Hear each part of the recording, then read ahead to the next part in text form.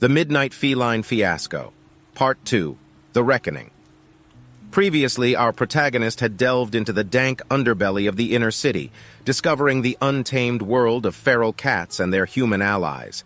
Today, we continue the adventure of these feline fiascos, as our hero navigates the labyrinth and the wasteland of an urban jungle in search of life's meaning and purpose. Strap in, dear mad catters, for the ride is about to get even wilder. Scene 1. A New Dawn. As the first light of dawn seeped through the cracks of the cityscape, I found myself standing in the aftermath of the midnight feline fiasco. The city had transformed into an unrecognizable beast, a place where the line between man and animal had been irrevocably blurred. Yet, as I watched the sun rise over this strange new world, I felt a surge of energy tingling through my veins like an electric current, urging me forward on a quest for understanding, a journey to uncover the secrets that lurked beneath the surface of this feline frenzy. Was I mad? Nothing else mattered. At this point, it was too late to turn back.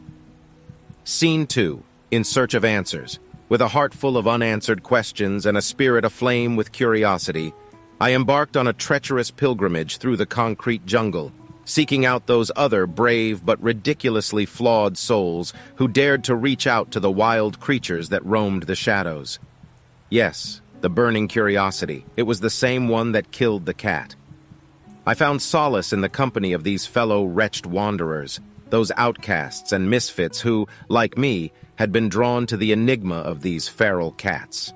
In all-night diners, greasy spoons, and dive bars, we shared stories and laughter, nursing our bloodied wounds and tending to our bruised, tortured souls, finding at least some comfort in the knowledge that we were not alone in our quest. Scene 3. The City's Pulse. Together, we delved deeper and deeper into the heart of the ghastly city, where we finally encountered the hidden sanctuaries of the feral cats. In these sacred spaces, we witnessed the primal dance of life and death, an ancient ritual that played out before our very eyes. Madness, no human should dare look upon it. And yet we marveled at the grace and beauty of these beastly wild creatures as they stalked their prey and defended their territories with a ferocity that both terrified and mesmerized us. It was intoxicating, horrifying, madness. Yet the other world, of job, of home, of warm food, of a clean bed, these meant nothing to me anymore. I was becoming one of them. Madness. And as I observed their life and death struggles, I began to see my own reflection in their feline eyes, recognizing the primal instincts that drive us all in this mad world we call home. The line between sanity and madness was a blur, and yet all that mattered was to learn more about them.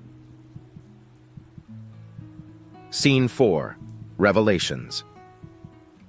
As the days turned into weeks and the weeks into months, I found myself growing ever more entwined in the feral cat underworld. I began to understand the very language of the cats, to decode the secret messages that they etched into the fabric of the city with their claws and teeth. I discovered the intricate web of alliances and rivalries that shaped their existence, as they battled for survival in a world that seemed hell-bent on their destruction. And through it all, I realized that the true power of these feral cats lay not in their fearsome claws or razor-sharp teeth, but in their indomitable spirit, their relentless drive to carve out a place for themselves in the unforgiving landscape of the city. Scene 5. The Turning Point, But. Just as I began to feel that I had unlocked the secrets of these mysterious and wonderful feral cats, a new revelation threatened to shatter my newfound understanding. Or was I diving deeper into the pit of madness?